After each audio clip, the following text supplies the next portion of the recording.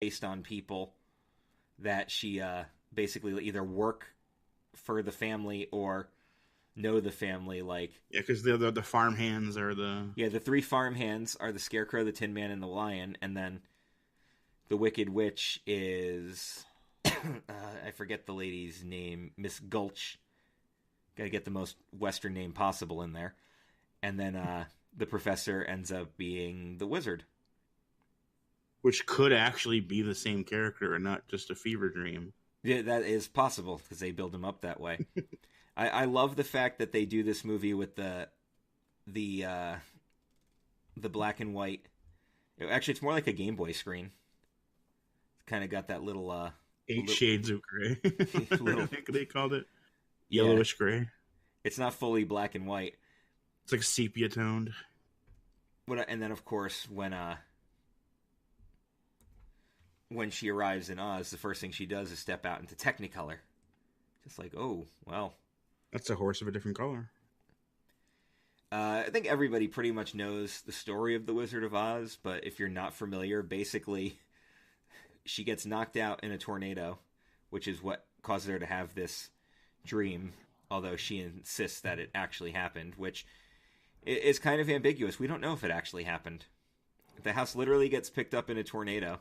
Just because it was a dream doesn't mean it was... That's true. Hopefully you're not afraid of midgets, because as soon as she arrives in Oz, that's the first thing that you meet is a lot of midgets. The midget singers as the Munchkins? Yeah, there's actually... That was the name of their troupe. The midget singers. That was a real thing. It's like a troupe of 50 small people.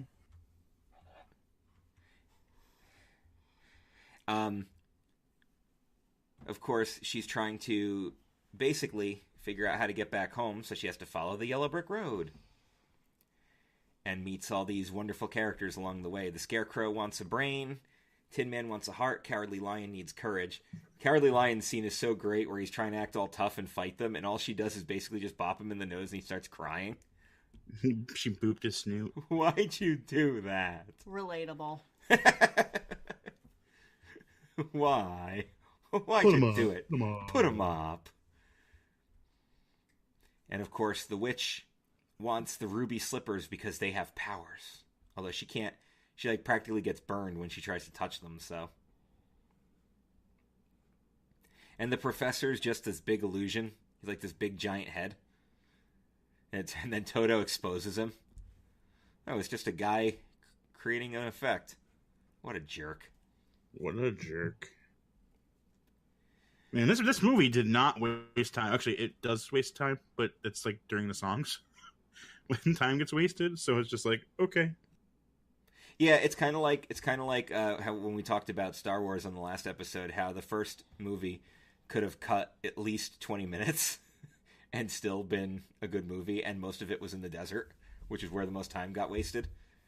Yeah, but this one is just like, it's a song, which is like one of the most iconic things about the movie. So just like, well, then because they go like right for it. She's like, okay, I'm following this road. Oh, hey, there's a scarecrow. Hey, I'm the scarecrow. I'm with the scarecrow now. Oh, hey, there's the next guy. Yeah, it's basically, it's like an RPG quest. She's collecting characters along the way. It's like 5 minutes later, she finds her next team member. It's very well done. It's very well paced, especially considering the year it came out, 1939. And of course, like we said, one of the most iconic soundtracks of all time. Everybody knows "Somewhere Over the Rainbow." Everybody knows "Follow the Yellow Brick Road." You know, celebrating the death of the witch. Some version of the people's songs, because it's the same instrumentation but different words. Instruments. And I think I read that Roy Bolger was the last cast member to survive the Scarecrow.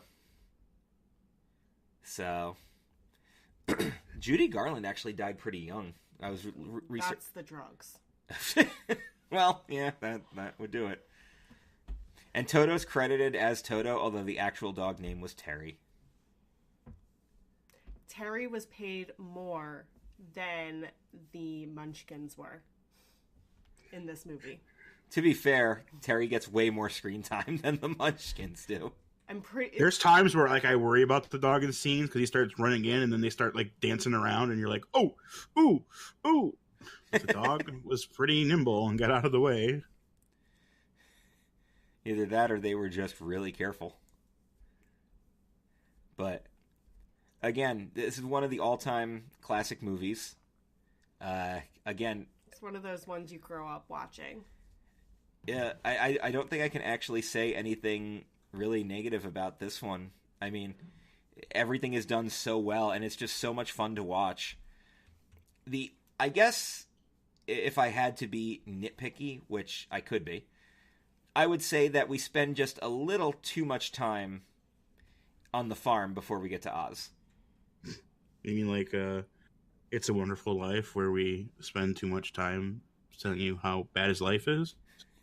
Yeah, we get it. Your life's bad. Get to the part where it's like 2 hours of his life sucks, and then like 45 minutes. I feel like it's really creepy for a kid, especially because of the witch, and I always grew up hating her. But then I read Wicked. If you haven't read Wicked, read it. It's a great look into the Wicked Witch of the West life, and just like another way to look at her side of the story. It's really good. If you wanted the Wicked Witch to be babyface, read Wicked. Now Glinda's the babyface. She's the heel. Also, I always like how the professor is kind of a jerk and just leaves her behind. You're supposed to take me with you. I can't. I don't know how this works. Sorry, that was never in the plans. Also, has anybody ever seen Return to Oz? Even creepier. One of the scariest movies ever made, and it's although I loved that movie as a kid. The Wheelers, yeah. Wheelers scared everybody. Those were freaky AF. That movie creeped me out, but I loved it.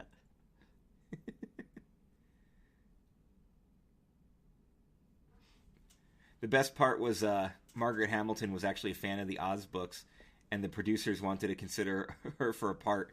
So she phoned her agent. She's like, what role? And agent just goes, the witch. Who else? What do you think you're going to do? And Glinda's kiss on the forehead to Dorothy protects her from the Wicked Witch. None dare harm to someone who bears the kiss of the good witch.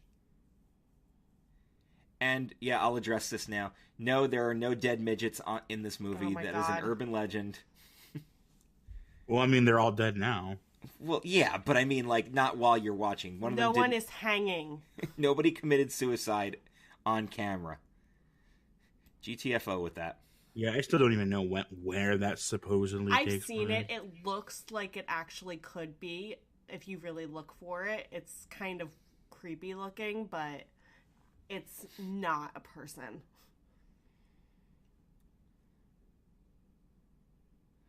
Here's another question. Where does the red brick road go? You've seen the memes for that? There's like Willy Wonka's chocolate factory. There's a ton of theories. Maybe we'll find out. That brings us to movie number 3. Yes. Casablanca. A real city in Morocco. Mm-hmm. That's in Africa. Based on the true things that were happening as they were filming the movie, because they filmed it during World War II. During this was World happening. War II. Like a lot of the Nazi soldiers were actually played by Germans who had escaped, like Jewish people who had escaped. And everybody broke into tears when they did the dueling national anthems because of how much that like touched everyone. Shannon, take us through a little bit of what happens with Casablanca. I liked your when I asked you what the plot was before we watched the movie, and you gave me like a 1-sentence answer, which was perfect. It's usually how it goes when I explain things. It's about a guy, he owns a bar, and his former lover comes back into his life, and he's got to deal with it. Yeah, the description she gave me... Lots of drama ensues. The description she gave me was, he owns a bar, and one day his former lover walks in. I was like, oh, Okay, I guess that's all I needed to know. Isn't like the entirety of this movie like less than a week? It's like only 4 or 5 days or something like that, right? I think so. It's not a lot, right? Because it doesn't take up a lot of real time. I don't think there's a lot of flashbacks.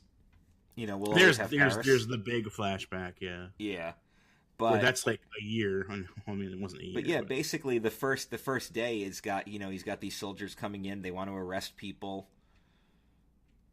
and then he's trying to protect his former lover and her new husband. And of course, Rick is played by the devilishly handsome Humphrey Bogart. Such a fan of him. He's so good. He's so handsome. Good and good looking. He's like he's like that bad boy gentleman. He's so no nonsense. Like every line he delivers, on point. He's a walking Switzerland in this movie, which I love. Because he's neutral. He's got to keep the place going. You don't know where he stands. Yeah, but you're not supposed to know where he stands. Also, that's how he keeps alive and in business. That is true. His chemistry with Ingrid Bergman was so good that his wife was insistent or her husband was insistent that they were having an affair. But as it turns out, they actually didn't really talk outside the movie, so that can put those to bed.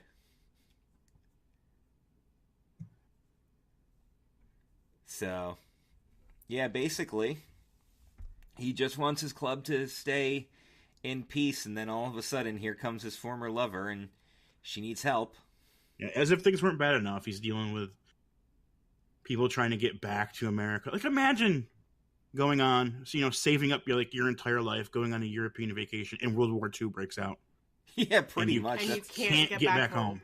Not and necessarily that, but it was people living there that wanted to flee so they could come to America because it wasn't as dangerous. Yeah. Because we've been fairly smart that we've only fought 2 wars, or 2 or 3 wars on our own soil. Something like that. I don't know. I was never a history major. I don't know. You gotta imagine it's Revolutionary 1812 and Civil War. So yeah. What they do with this movie, they do a really good job building up the who's she gonna choose angle. Like, is she gonna stick with her actual husband or her former lover who they're building it towards? And I remember that was like a big controversy back then because the big Hollywood thing was supposed to be the happy ending, and it's really not a happy ending. Because the guy does not get the girl in the end. Spoiler alert. No, but he makes a beautiful new friendship. That's what's that? The consolation prize was Louis. The guy that he was already pretty much best friends with. Yeah. I could give a similar complaint with this movie. There's a couple of pieces of it that we spend a little bit too much time with, specifically the non-plot building points. Like, there's a point where it's like, all right, let's establish that this is a club, and then we do that, and then we keep establishing it, and then we establish it in the middle of other plot points. It's like, I want to go back to seeing what's happening here. But that's kind of the thing with these 3 films. Like, they're all from, either 1939, 2 of them, or 1942, this one. And that's just how these films were back in the day. Like I said, it's a nitpicky thing. But what I'm really glad with is that this movie never got the remake that was rumored, which was Madonna was going to remake this movie with Ashton Kutcher. Oh, no. That would have been awful. And Hollywood, to their credit, has deemed this film untouchable and will not allow anybody to remake it. So, fortunately, that's for the best. If that's the way they're going to treat a movie like this. Yeah, they should do this with a lot of movies. This is movie royalty.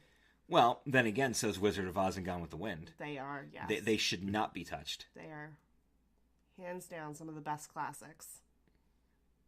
My favorite part is when he helps the old couple. I mean, the young couple get the money that they need to get out. And that's like the real turning point when he's gonna do the right thing at the end.